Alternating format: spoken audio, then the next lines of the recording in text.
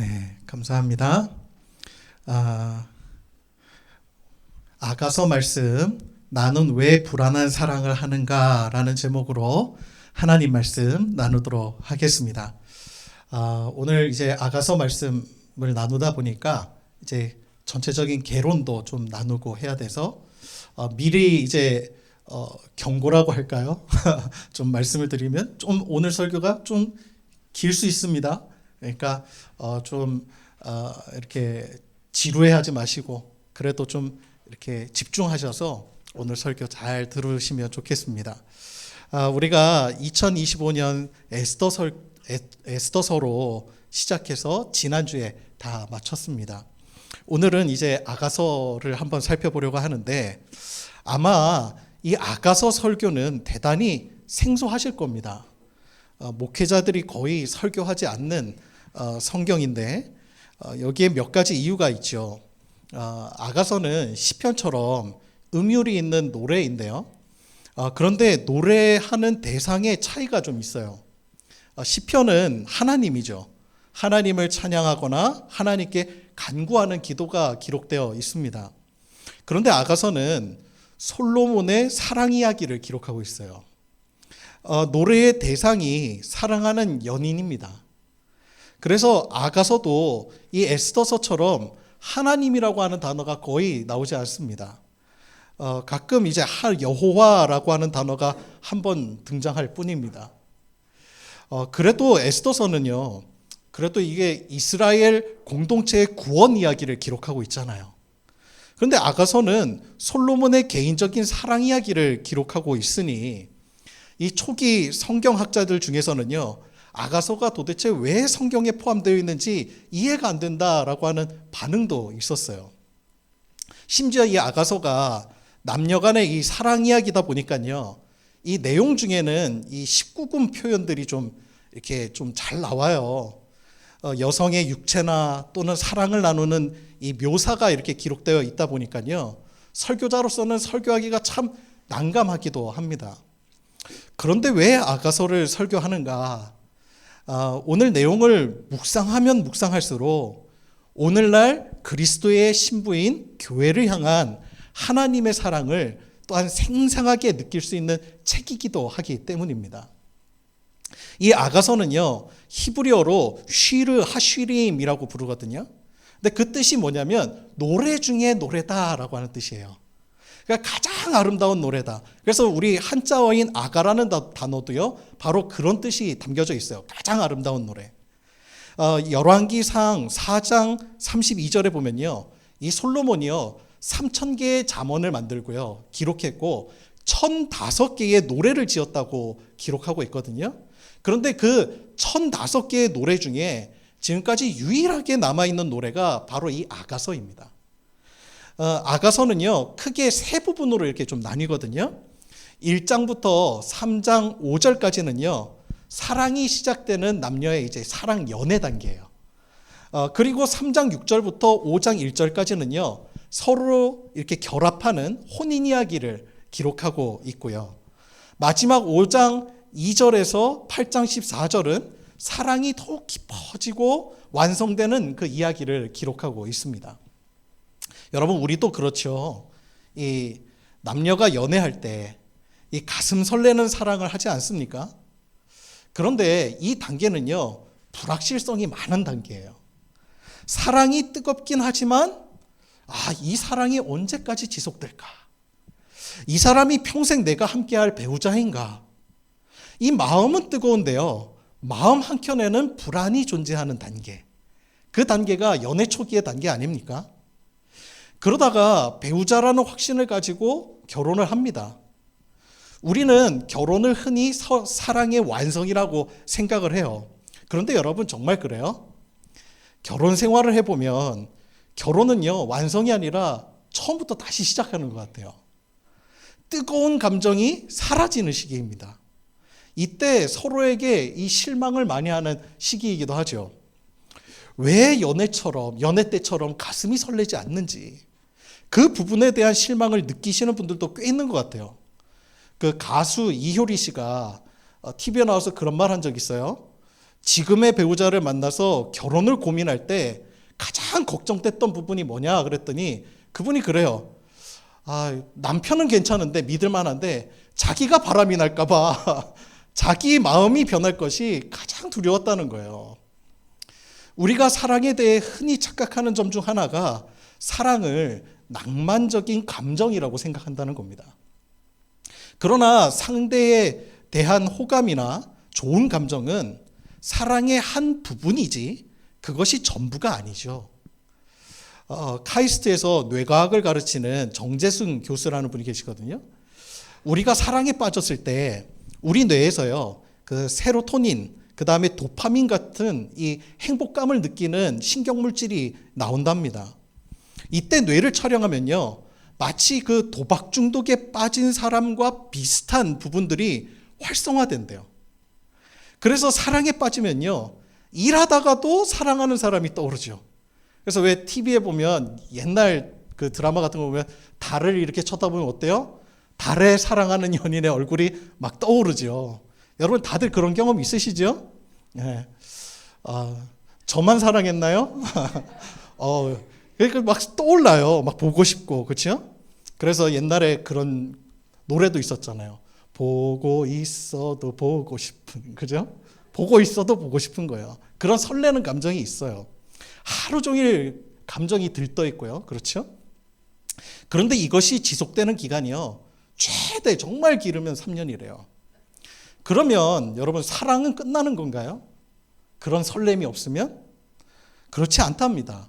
우리가 도파민은 줄지만 안정감을 느끼는 옥시토신이나 유대감을 형성하는 코르티솔 같은 호르몬이 그 다음부터 막 분비가 된대요. 이러한 작동이 참 신기한 것이요, 만약 이게 계속해서 사람이 도파민이 나오면요, 그 사람이 일상생활이 되지 않을 정도로 커다란 문제가 생길 뿐만 아니라요, 이게 뇌가 망가진대요. 그러니까 하나님이 참 신묘막측하게 우리를 지으신 거예요. 그러니 여러분, 결혼 후에 설레는 감정이 계속되면 어떻게 해야 돼요? 병원 가야 돼요. 병원 가야 되는 문제예요. 그래서 결혼을 완성이라고 생각하면 큰일 나는 겁니다.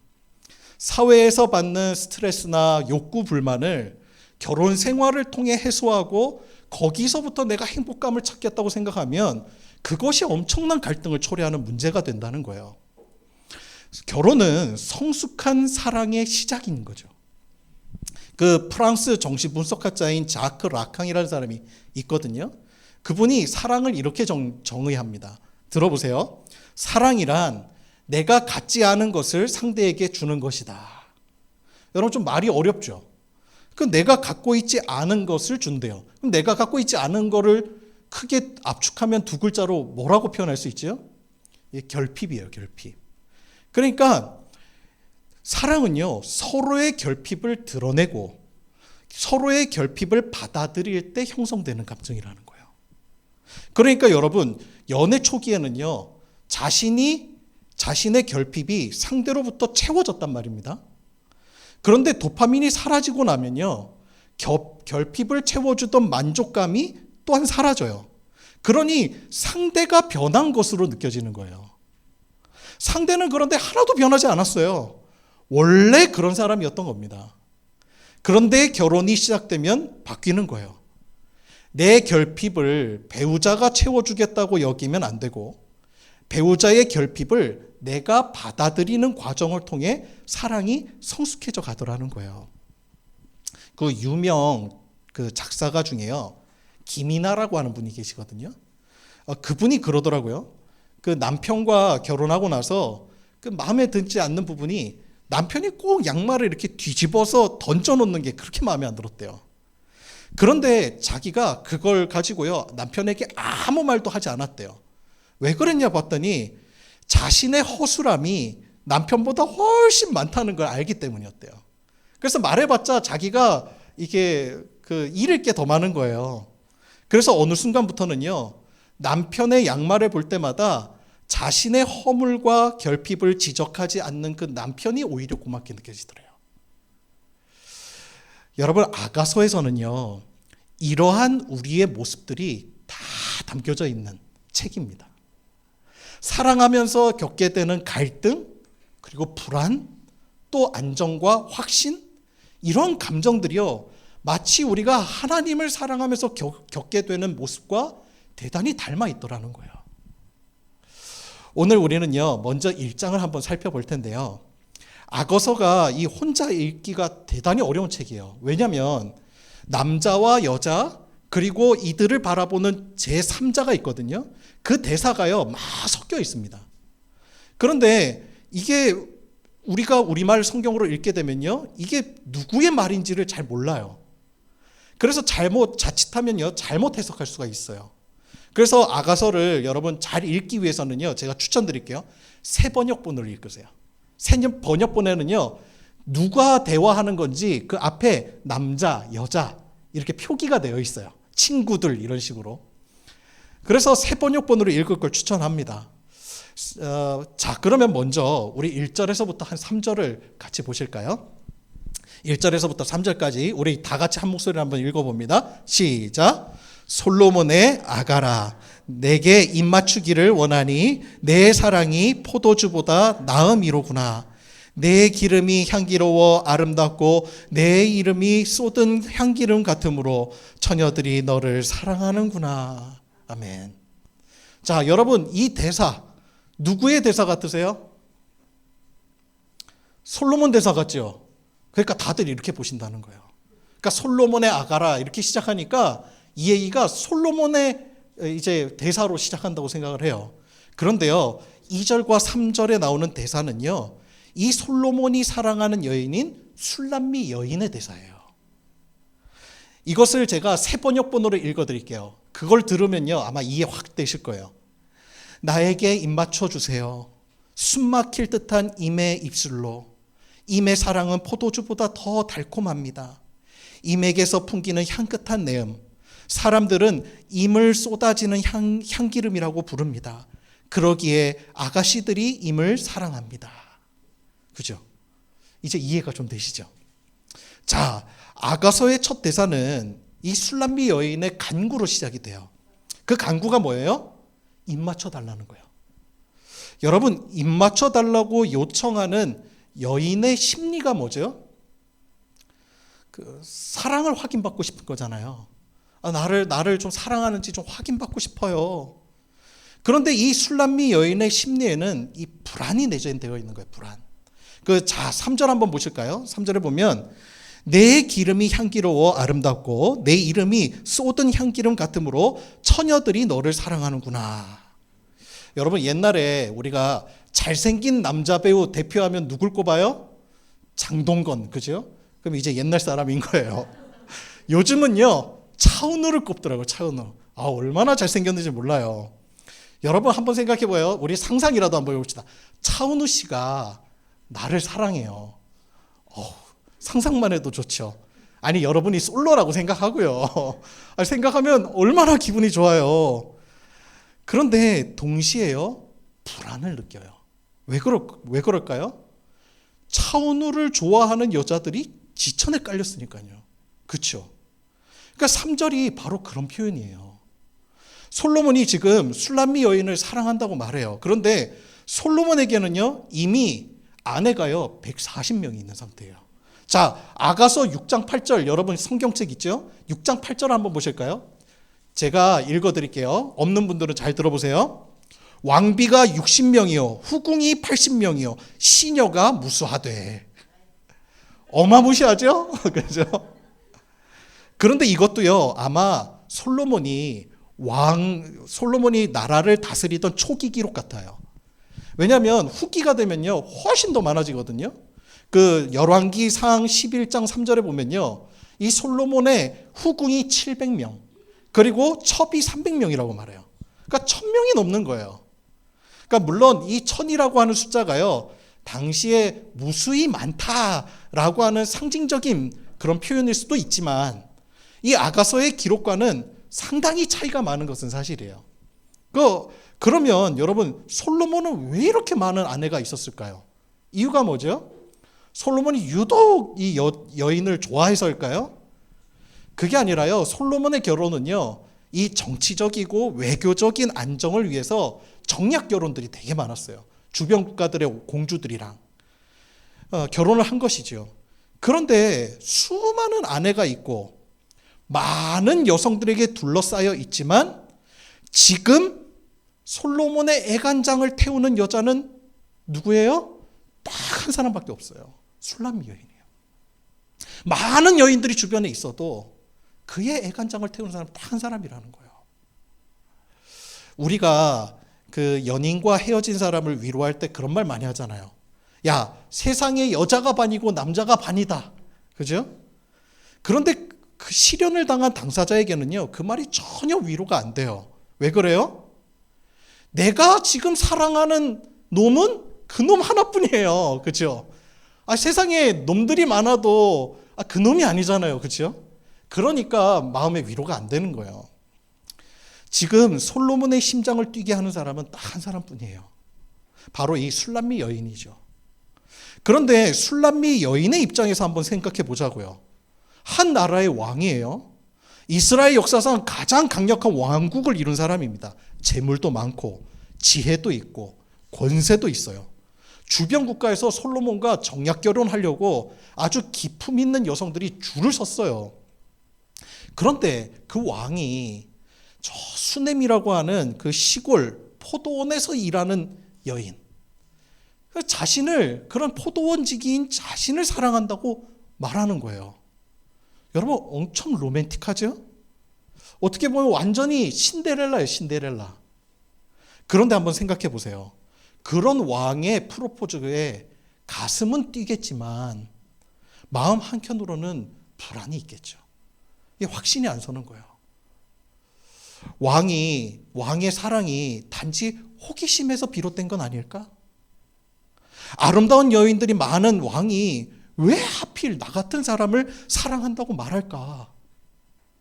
지금은 호감을 가지고 있어도 시간이 조금만 지나면 그런 나를 분명히 떠나게 될 거야. 나는 사랑받을 자격이 그렇게 없는데. 도무지 자기 자신을 보면요, 왕이 나를 사랑하는 이유가 이해가 안 가는 거예요. 그러니까 마음이 불안한 거예요. 왕이 와서 내가 널 너무 사랑한다고 말하는데도 불안해요. 이게 지금 술람미 여인의 심리인 거예요. 여러분, 그런 불안이 왜 없겠어요? 당시 술람미 여인이 살던 이 수넴 지역은요, 미인이 많기로 아주 유명한 지역이었대요. 그 역사 문화 기록에 보면 나오거든요. 그래서 실제로 다른 지역의 남자들이요, 일부러 수넴에 들려서 신부감을 찾곤 했다는 거예요. 그 열왕기상 1장에 보면요, 이 다윗 왕도 나이가 들었을 때 신하들이요, 그 침실에 시중을 들 여인을 하나를 뽑아서 오거든요. 그 여자 이름이 아비삭이에요. 근데 그 여자에게 출신이 어디냐? 수넴이에요. 수넴 여자 아비삭이에요. 그러니까 이스라엘에서요, 소위 신분 꽤나 된다는 사람들은요, 수넴으로 신부감을 찾으러 가고, 수넴 여인들은요, 그로 인해서 신분 상승을 하는 경우가 많아서 그 지역의 남자들이요, 외지인만 저기서 보면 경계를 했다는 거예요. 그리고 수넴 여자들은요, 다른 게 아니라 집안일 가사 돕는 게 아니라 외모 꾸미는 일에 그렇게 관심이 많았대요. 그런데 이 술람미 여인은요, 그런 것에 별로 관심이 없었던 여자인 것 같아요. 태양이 정말 너무 내리쬐는 그 포도원에서 남자처럼 억척스럽게 일하는 여자였어요. 6절에 보면요, 이 술람미 여인의 외모에 대해서 기록하고 있거든요. 제가 6절을 세 번역본으로 한번 읽어드릴게요. 잘 들어보세요. 내가 검다고, 내가 햇빛에 그을렸다고 나를 깔보지 말아라. 오빠들 성화에 못 이겨서 나의 포도원은 버려둔 채 오빠들의 포도원을 돌보느라고 이렇게 된 것이다. 이런 고백을 해요. 그러니까 정말 얼마나 피부가 많이 걸렸어요. 이 자외선이요, 피부 노화의 1등 공신이래요. 그러니까 여러분, 이 선크림 잘 바르고 다니세요. 그러면 이게 유지가 잘 된대요. 그러니 여러분, 외모적으로 봤을 때 예쁠까요? 다른 여인에 비해서 예쁠까요? 볼품 없을까요? 볼품이 없겠죠. 다른 여인들에 비하면 자기 자신은 그냥 남자 같은 거예요. 그런데 어느 날 수넴을 방문한 왕이 다른 아름다운 여인들은 다 제쳐놓고 피부도 까맣고 손도 거칠고 일하면서 땀에 완전히 흠뻑 젖어 있는 자신을 아예 사랑한다고 얘기를 하는 거예요, 자기를. 그러니 여러분, 이게 믿어져요, 안 믿어져요? 안 믿어지는 거예요, 이게 도대체. 여러분, 제일 나쁜 남자가요, 마음만 뒤흔들고 떠나는 남자예요. 그렇죠? 지금 술람미 여인의 마음은요, 이미 흔들리기 시작했어요. 그런데 설레이는 만큼 불안감도 너무 커져요. 그러니 술람미 여인에게는 사랑의 확신이 필요한 겁니다. 그래서 끊임없이 사랑의 표현을 요구하는 거예요. 나한테 해달라고. 그런데 여러분, 이런 술람미 여인의 모습이 꼭 하나님 앞에서 우리의 모습과 닮아 있다는 거예요. 하나님을 사랑하지만 내 안에, 우리 안에 여전히 불안이 있어요. 그 불안은요, 하나님의 사랑이 불완전해서가 아니에요. 내 모습에 대한 자신감이 없어요. 하나님의 사랑 앞에 서면 나의 부족함이 보입니다. 내가 사랑받을 만한 존재인가? 그래서 사랑받을 만한 존재가 되기 위해서 무지하게 애를 씁니다. 그것이 율법주의 신앙의 시작이 돼요. 사랑받을 만한 존재가 되어야 한다고 생각을 해요. 그래야 탈락되지 않는다. 그래야 천국 갈 수 있다고 생각하는 거예요. 4절에 보면요, 술람미 여인도요, 똑같은 말을 해요. 그 자신이 솔로몬 왕국에 갈 만한 사람인지 이게 확신이 안 드는 거예요. 우리 4절 상반절을요, 제가 새 번역본으로 읽어드릴게요. 잘 들어보세요. 나를 데려가 주세요. 어서요, 임금님. 나를 데려가세요. 임의 침실로. 이게 확신이 안 드는 거예요. 날 좀 데리고 가달라는 거예요. 여러분, 우리가 복음을 듣고 믿어서 교회를 나오지만 왜 불안한 사랑에 머무는가? 그 이유는 명확해요. 사랑에 대한 기준을 하나님의 말씀이 아니라 나의 모습으로 삼기 때문에 그래요. 그러니 현재의 내 모습과 상태에 따라 하나님의 사랑도 왜곡되게 느껴지는 겁니다. 예쁘고 강하고 지혜롭고 성실한 나를 사랑하실 거야. 그런 생각에 빠져 있는 거예요. 여러분, 결혼 전에는 남자친구에게 민낯을 한 번도 안 보여줄 수 있겠죠. 그렇죠? 화장 착 하고 예쁘게. 근데 여러분, 결혼 후에 민낯을 안 보여주고 살 수 있나요? 없죠. 그건 불가능해요. 민낯도 사랑하는 거죠. 하나님이 우리를 얼마나 사랑하시는가, 로마서 5장 8절을 보면요, 이렇게 기록이 되어 있어요. 자, 읽어드릴게요. 우리가 아직 죄인 되었을 때에 그리스도께서 우리를 위하여 죽으심으로 하나님께서 우리에 대한 자기 사랑을 확증하셨느니라. 여러분, 하나님이 언제 우리를 사랑하셨대요? 우리가 완전히 다 화장 풀로 세팅했을 때 사랑하셨대요? 아니요. 우리가 민낯일 때, 우리가 정말 부끄러운 모습일 때, 우리가 죄인 되었을 때에 우리에 대한 당신의 사랑을 멈추지 않으셨다는 거예요. 도리어 우리에 대한 자기의 사랑을 확증하셨대요. 왜? 우리가 하나님의 사랑을 왜곡되게 생각할까 봐. 그러니 하나님은 답답하신 거예요. 우리의 어떠함이 사랑의 기준이 되면요, 사실 하나님으로부터 사랑받을 사람이 누가 있겠어요? 아무도 없을 거예요. 아무도. 하나님께서 나를 사랑하신다는데, 그런데 우리의 기준은 자꾸 나와 주변 사람들에게 있는 거예요. 술람미 여인이요, 불안해요. 솔로몬 주변에 기품이 있고 아름다운 여인들이 굉장히 많거든요. 그러니 자신은 한없이 초라해 보이는 겁니다. 신앙생활을 꼭 이렇게 하시는 분들이 있어요. 사랑의 기준이 하나님이 아니라 타인이에요. 그런 바보 같은 사랑이 어디 있어요? 그렇죠? 솔로몬에게는 지금 딱 한 사람만 보이는 거예요. 솔로몬과 술람미 여인 이 사이에 사랑을 막는 장애물은요, 다른 후궁들도 아니고 술람미 여인 자신이에요. 솔로몬과 술람미 여인은요, 사실 닮은 점이 많거든요. 먼저 이름이 똑같아요. 이름이 똑같아요. 목사님 무슨 말이에요? 솔로몬이랑 술람미가 어떻게 똑같아요? 근데 똑같다니까요, 이름이. 여러분, 솔로몬의 이름이 뜻이 뭐예요? 평화예요, 평화. 여러분, 우리 평화가 히브리어로 샬롬, 아시죠? 샬롬이잖아요. 근데 우리가 예전에 우리 성경 강좌할 때도 우리가 배웠지만 고대 히브리어에는 모음이 있어요, 없어요? 없어요. 자음만 표기가 됩니다. 그래서 같은 단어도요, 이음절로 읽을 수도 있고 삼음절로도 읽을 수가 있어요.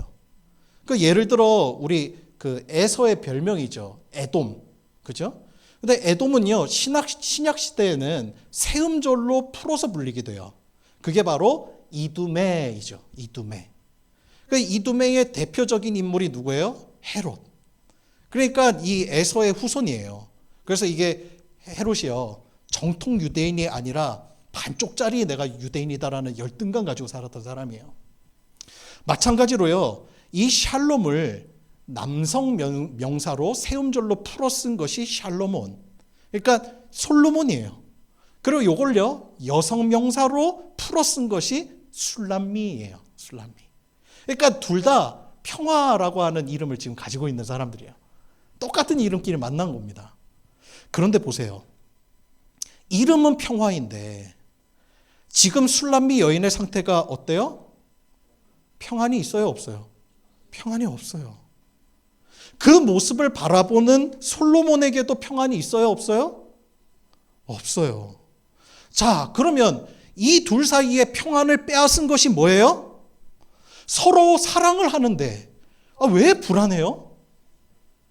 이유는 명확해요. 술람미 여인이 가지고 있는 왜곡된 자기인식 때문이에요. 사랑받을 자격이 나한테 없다고 생각하니까. 그러니까 자신을 향한 솔로몬의 마음이 그저 호기심 정도로밖에 안 보이는 거예요. 여러분, 우리에게도 왜곡된 말이 많아요. 저는 모태신앙으로 신앙생활을 오래 해왔지만 이 기쁨과 감격보다는요, 어렸을 때는 이 불안과 두려움 속에서 신앙생활을 했던 적이 훨씬 더 많았던 것 같아요. 어릴 때 제가 주로 받았던 교육은요, 하나님에 대한 사랑보다요, 천국과 지옥에 관한 이야기가 훨씬 많았어요. 어릴 때는요, 예배 시간에 떠들고 태도가 좋지 않으면 야, 하나님 너 싫어하신다? 너 그러다 지옥 가. 그죠? 그런데 여러분, 정말 그래요? 아니죠. 애들이 예배 시간에 떠들어도 얼마나 이뻐요. 그죠? 예쁘죠, 애들. 저희 애들이 저희 부모님 집, 할아버지, 할머니 집에 가면요, 집안을 온통 다 어지럽히거든요. 난리도 아니에요. 그런데 저희 어머니가요, 성격이 되게 깔끔한 성격이에요. 애들이 어지르고 다니면요, 쫓아다니면서 치우세요. 그런데 애들이 오면 좋은 거예요. 애들을 보는 게 좋은 거예요. 여러분, 교회, 학교에서도 애들 보고 조용히 좀 하라고 그렇게 하는데, 애들이 늘 긴장하면서 하는데, 교회에서도 행동 똑바로 하라고 그렇게 얘기를 하는 거예요. 누구 때문에요? 제가 교회 학교 교사를 해보니까요, 애들이 조용히 해주면요, 교사가 편해요. 그러니까 언어를 자꾸 하나님 싫어한다고 피기게 될 때가 많더라고요. 물론 예배에 대한 바른 교육을 해야죠. 그러나 교육과 협박은 달라요. 떠들면 하나님이 싫어하시냐? 그렇지 않거든요. 그런데 지옥 얘기를 하면서 막 똑바로 앉으라고 하니까 하나님에 대한 사랑보다요, 두려움을 먼저 배우는 거예요. 여러분, TV에서 북한 아이들 학교 생활한 거 이렇게 다큐멘터리 같은데 보신 적 있죠? 무용하는 거 보면요, 로봇 같아요. 그죠? 책상에 딱 앉아서 발표하는 모습 보면요, 각 잡고 앉아 있어요. 얼마나 대단해 보이는지 몰라요. 그런데 이상하게 무서워 보여요. 그렇죠? 왜? 자연스러움이 없잖아요. 아이들다움이 없는 거예요. 이게 두려움 가지고 생활하는 사람들의 전형적인 특징이에요. 제가 교회 학교 교사일 때 아이들이 예배 시간에 조용히 앉아서 예배 드리면 너무 좋아요. 그래서 얌전하게 예배 드리면 달란트 같은 거 보상해주고 그랬거든요. 그런데 곰곰이 생각해 보니까요, 아이가 얌전하게 예배 드리는 것이 누구에게 좋은가 봤더니 저를 위해서더라고요. 제가 보기 좋은 거예요. 아이들이 집중할 수 있는 환경을 만들기보다는 태도를 고치는 게 훨씬 편하거든요. 애들한테 책임을 떠넘기는 거죠. 그런데 목사에게도 그런 욕구가 있어요. 여러분. 성도들을 통제하고 싶은 거예요. 한국 교회는 공교회성이 무너진 지 오래죠. 교단은 있어도요, 개교회 중심입니다. 그러다 보니까 교회가 경쟁이 됐어요. 생존과 결부되어 있죠. 목회자는 그 속에서 생존에 대한 불안, 그리고 성장이 곧 자신의 능력을 입증하는 도구가 된 거예요. 제 휴대폰에는요, 하루에도 아무튼 몇 통에서부터 수십 통씩 스팸 문자 오거든요. 전화도 올 때가 있어요. 대부분 기독교 관련된 그 문자들이거든요. 그 교단에서 목회자들 전화번호부 이렇게 입수해서 발행을 해요. 근데 그 책 불법으로 입수해갖고요, 개인정보 취득해서 스팸 문자로 쓰는 거예요. 그 기독교 단체가 그래요. 지난주에는요, 연세대학교에서 전화 왔어요. 무슨 건강식품 생명과학부에서 건강식품 개발했는데 교회 성도님들에게 소개해주고 싶다고. 그런데 여러분, 그런 자리 마련해주고 나면요, 갈 때 목사한테 돈 줘요. 그리고 온갖 세미나 광고, 다들 최초래요. 최고래요. 자신이 만든 성경 강좌가 세미나가 탁월하다고. 그런데 광고를 불법으로 해요. 왜 그래요? 자기를 증명하고 싶은 욕구가 많은 거예요. 저에게도 당연히 있죠. 그래서 오늘날 목회자가 정말 싸워야 할 유혹이 뭐냐? 사역으로 포장된 자기 욕구예요. 이걸 정확하게 분별할 줄 알아야 되겠더라고요. 교회가 감당하지 못할 건축을 왜 단행합니까? 솔직히 누가 좋은 거예요? 하나님이? 아니면 목사가? 한국 교회는 개교회화가 되면서 성장주의 신학이 주류를 이루었어요. 그로 인해서 교회가 빠르게 성장은 했지만 그로 인한 부작용도 엄청 많았죠. 목사들의 그 불안과 자기 증명이 율법주의 신앙을 양산해냈어요. 천국, 지옥, 구원에 대한 그 불안감을 계속 성도들한테 심어주는 거예요. 그래야 교회 충성하니까. 주일 예배, 새벽 예배, 수요 예배, 금요 예배, 무슨 훈련, 또 무슨 모임 해갖고 교회에 아무튼 계속 붙잡아 두는 거죠. 그것 때문에 갈등이 일어나는 가정도 되게 많았고요. 그런데 결정적으로는 성도들의 신앙이 건강하지 못한 거예요. 하나님의 사랑에 가장 장애물이 되는 것이 이 율법주의예요. 여러분, 율법은 선한 겁니까? 악한 겁니까? 선한 거예요. 그죠? 율법은 사랑의 열매예요.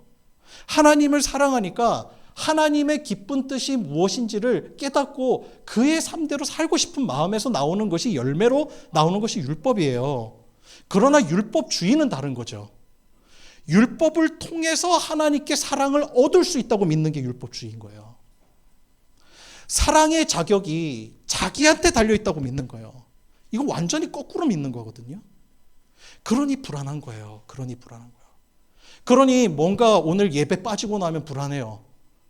지난달에 내가 11조 띵거 먹었어. 하나님 나 책망하시면 어떡하나. 여러분, 그렇게 되는 거예요. 자꾸 불안한 사랑에 머문다고요. 불안한 사랑에 확신이 없는 거예요. 왜곡된 말이 왜곡된 믿음을 만드는 거죠. 요한일서 4장 18절은요, 우리에게 이렇게 기록합니다. 사랑 안에 두려움이 없고 온전한 사랑이 두려움을 내쫓나니 두려움에는 형벌이 있음이라. 두려워하는 자는 사랑 안에서 온전히 이루지 못하였느니라. 아멘. 사랑 안에 두려움이 있대요, 없대요? 없대요. 두려움의 기초가 된 신앙생활은요, 바르게 믿는 신앙이 아닌 거예요. 그게 기복신앙이에요. 그게. 물론 하나님 안에요, 복과 화가 있죠. 그런데 말씀을 잘 보세요. 복과 화는요, 신앙의 목적이 아니라 결과예요. 내가 복 받으려고 하나님을 믿는 것은 기복신앙이에요. 그런데 하나님을 사랑해요. 하나님은 사랑하는 자에게 복을 주시거든요. 그때 복은 결과이지 목적이 아닌 거죠. 기복신앙은 복에 대한 갈망이 크면 클수록 화에 대한 두려움도 커지게 되는 거예요. 사람은 본능적으로 자신의 입장에서 사랑을 해석하려고 합니다. 그래서 내게 사랑받을 자격이 있냐고 끊임없이 되물어요. 그래서 솔로몬이 술람미 여인에게 계속 확신하면서 이야기를 해주는 거예요. 9절과 10절 보면요, 그 말씀이 나와요. 제가 읽어드릴게요. 이거 새 번역본으로 제가 읽어드리겠습니다. 나의 사랑, 그대는 바로의 병거를 끄는 날랜 말과 또 같소. 따은 머리채가 흘러내린 임의 두 볼이 귀엽고 구슬 목걸이 감긴 임의 목이 아름답소. 그리고 15절에 보면요, 아름다워라 나의 사랑, 아름다워라 비둘기 같은 그 눈동자.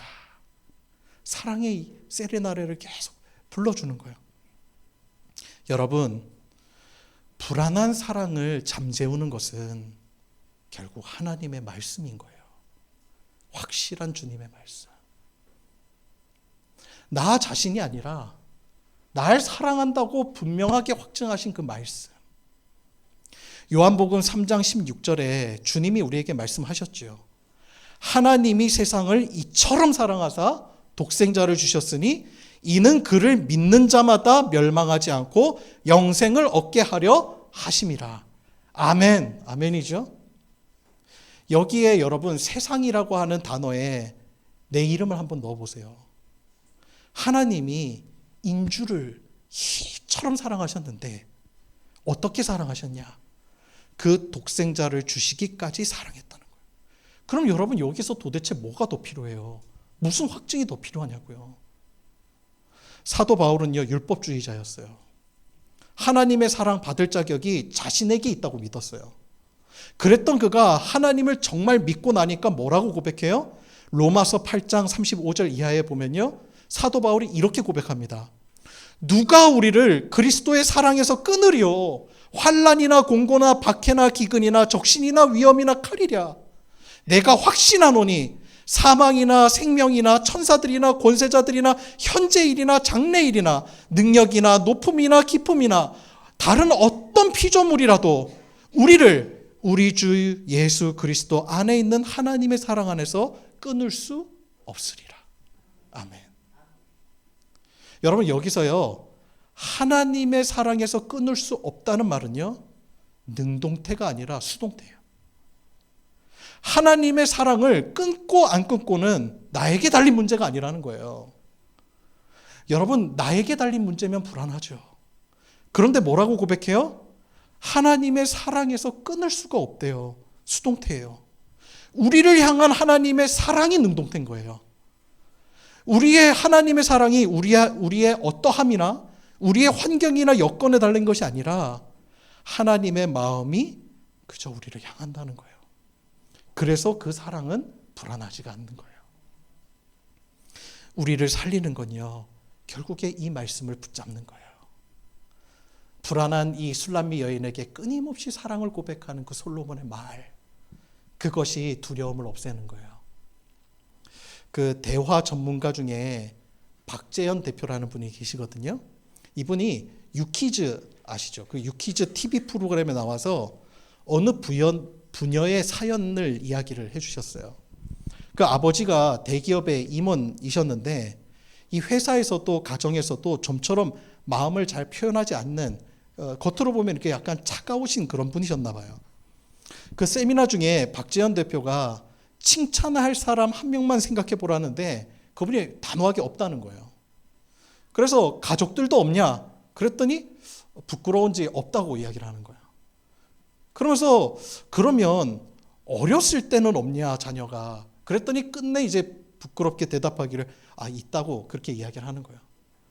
그러면서 언제 그랬냐 그랬더니 퇴근하면 아이가 어렸을 때 이제 배웅하러 자기에게 이렇게 왔는데 그때 아이스크림 사주고 같이 이렇게 걸어오다가 그네를 타고 놀았던 적이 있는데 그 모습이 딸이 그렇게 사랑스러웠다는 거예요. 그래서 바로 이 박재현 대표가요, 카톡을 여시라. 그리고 카톡을 열어서 딸에게 그 추억에 대한 메시지를 보내라고. 이런 거 자꾸 표현해야 된다고. 그래서 그 메시지를 적어갖고 이렇게 딸에게 보낸 거예요. 아빠의 메시지를 받고요, 딸이 메시지 확인을 3초 만에 합니다. 싹 일이 없어졌어요. 그런데요, 교육이 다 끝날 때까지 딸한테 아무 답이 없는 거예요. 그래서 이분이 민망했는지 이 박재현 대표한테 막 화를 냅니다. 아니 남의 조직에 와갖고 조직 사례나 다루지 뭔데 당신이 가정사까지 다루냐. 그걸 따졌대요. 그러고 나서 몇 달 후에 그분이 휴대폰을 들고요, 이 대표에게 찾아왔대요. 이 딸이 아빠의 메시지를 받고 4일 만에 답장을 한 거예요. 그런데 이 아이에게 깊은 우울증이 있었어요. 학교 생활도 너무 힘들고 너무너무 죽고 싶었던 거예요. 그래서 그날 학교를 안 가고 정류장에 앉아갖고 어떻게 죽을까 그 생각하고 있어요. 근데 그때 마침 아빠의 메시지가 온 거예요. 근데 그 메시지가 이런 메시지였어요.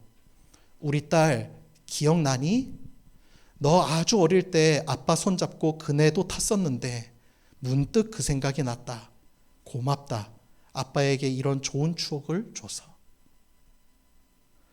4일 만에 온 딸의 메시지가 계속 글을 올려서 이렇게 읽어야 할 정도로 방대했대요. 근데 그 딸의 메시지의 첫 문장이 뭐였냐면 이 메시지였어요. 나를 살린 우리 아빠에게. 그러면서 하는 말이 요즘 내가 사는 게 너무 괴롭고 힘들었는데 아빠가 말한 그날이 나도 기억이 나요. 그리고는 자기에게 힘을 주어서 고맙다고. 그 사랑의 메시지, 사랑의 기억이 사람을 살리는 거예요. 이 딸은 아버지가 워낙 무뚝뚝하니까 아버지의 사랑을 잘 몰랐던 거예요. 세상적으로 성공한 아버지에 비하면 자신은 한없이 초라해 보이고 그런 나를 아버지는 사랑할까? 그 사랑에 대한 확신이 없었던 거죠. 그런데 여러분, 우리 하나님은요, 우리가 하나님의 사랑을 오해할까 봐 수천 년에 걸쳐서요. 여러분 지금 손에 성경책 있죠? 수천 년에 걸쳐서 이 방대한 역사를요, 우리 손에 쥐어주셨어요. 그 메시지가 뭐예요? 야, 오해하지 말아라. 네가 태어나기 이전부터 나는 태초부터 지금까지 너를 얼마큼 사랑했는지 이 책에 다 들어있어. 야, 너 절대 오해하지 마. 너 의심도 하지 마. 내가 지금 나에 대한 너의 사랑은 영원하단다. 그 메시지가 지금 여러분의 손에 들려져 있는 성경책인 거예요. 여러분, 이 메시지가 우리를 살리는 거예요. 여러분, 불안한 사랑에 놓여져 있습니까? 아니요. 오늘 이 성경 메시지 여러분의 손에 들고 있는 그 하나님의 사랑은 여러분을 향하여 예전도 그랬고 앞으로도 그렇고 영원토록 변함이 없습니다. 이 사랑을 믿고 의심치 아니하고 하나님의 사랑, 하나님 안에서 기뻐하는 저와 여러분, 우리 더불어 기쁜 교회 교우들 다 되시기를 주님의 이름으로 축원합니다. 기도하겠습니다.